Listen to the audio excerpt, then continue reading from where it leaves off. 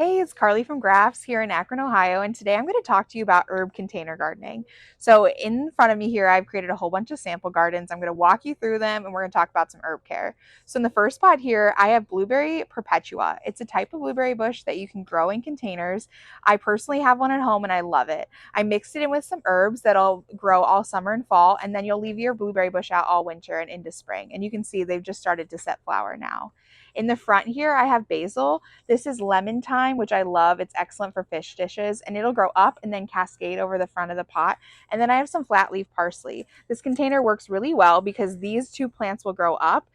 They won't compete with the blueberry, and then the thyme will grow down, so they all have plenty of space to grow.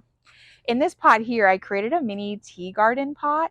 In the back, I have Echinacea purpura magnus, which is a type of coneflower. They are native here in Ohio, and you can let their flower heads grow, cut their flower heads off, and dry their petals to use in tea. I also have pineapple sage. It smells excellent, just like pineapple. They grow pretty tall, and they also get really bright red flowers that are excellent for hummingbirds. I love to use pineapple sage in my lemonade and iced tea. And then in the front, I have rosemary, such a classic, but excellent to grow and dry to use in your meals all seasons.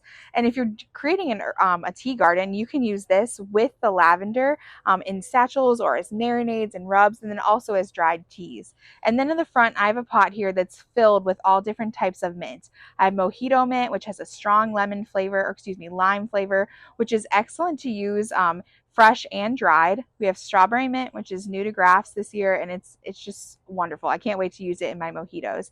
And then I also have grapefruit mint. I personally dry that at home, and it's excellent to use in my winter tea blends. All of these herbs are sun loving, so how we determine that is they need 6+ hours of direct light.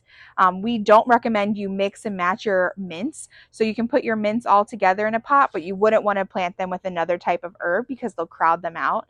And we would never suggest that you put your mint in the ground because it will take over. It can become very invasive, and so we want to make sure that you put those in containers. If you're intentionally trying to grow it in a spot, that's one thing, but we really would advise you to make sure you grow it in a container. And all of your herbs are definitely going to want food. We recommend organic garden tone to fertilize your herbs, and you can do that when you plant them in the spring, again midsummer, and sometimes into the fall if you have a variety that's late growing, just like the blueberry bush.